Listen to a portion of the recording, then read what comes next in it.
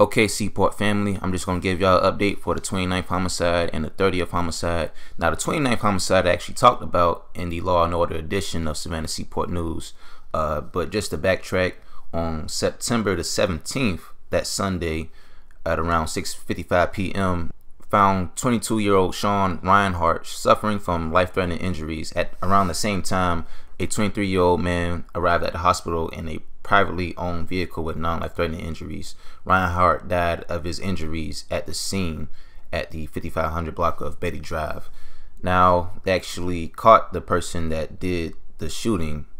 He actually turned himself in to the police.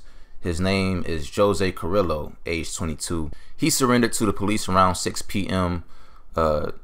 Wednesday night that following week, and he has been charged with 1 count of murder. I just want to provide this little information out because at the time I didn't have any information about this when this happened. Okay, so let's talk about the 30th homicide. Now, for my diehard supporters, that's what I call y'all. A lot of times after when I get done doing the video, a lot of people who watch my content contact me and say, they have a little bit more information about the case. Some people know this information because a lot of them talk to police themselves. A lot of them just get this police, just raw. And what I found out about the 30th homicide suspect, as I talked about in the other 2 previous videos that I've done on this channel, the teenage boy, the 16-year-old, they got gunned down outside the parking lot of McDonald's on Abercorn Street, right on the south side. I have footage of that McDonald's in that video. I'll try to link that in the description box. But the 16, actually what happened was he was shot outside of the McDonald's, and then he ran inside to call for help. Then he died inside of the McDonald's. That's what really happened. And they actually had the candlelight vigil last night. But anyways, a lot of times people contact me and they give me information. Sometimes I'm really skeptical about it because I'm just really nervous about putting this information out. Not because they're juvenile or anything, but I just want to be 100% right and accurate in every video. And what somebody sent me was the suspect picture and was like, yeah, this is the guy basically.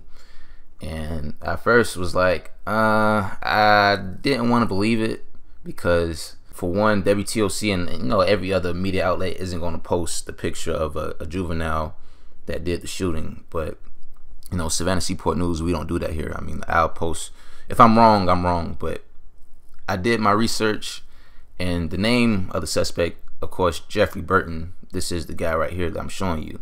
Supposedly, this is the shooter of the 16-year-old boy, George Atkins Jr. So I just wanted to give this little update about it. It looked like, from what I'm gathering from my information, that the person that gave me this information was right. This is the shooter of that 16-year-old boy. And like, I just want to say my condolences to the Atkins family and everybody that feels affected and involved in the situation. A lot of senseless crimes are going on in Savannah. Not only that, but it's getting closer to Christmas, it's getting closer to holiday season, so a lot more robberies will occur in the city. I hate to say it like that, but you just gotta really stay careful and really watch yourselves. But just a little small update I just want to provide y'all because I know I've been kind of slacking on doing updates. But there you have it. Stay blessed, Seaport.